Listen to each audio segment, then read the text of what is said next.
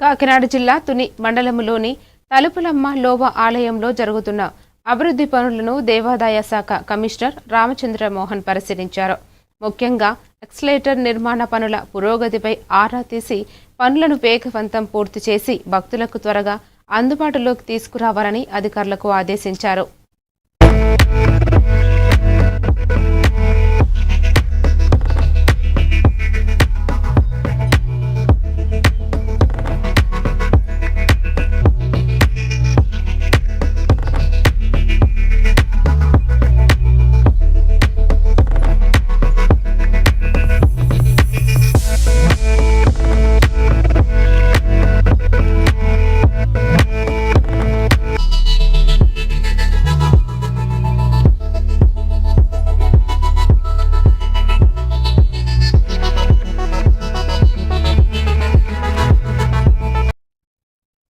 నిర్మల్ జిల్లాలో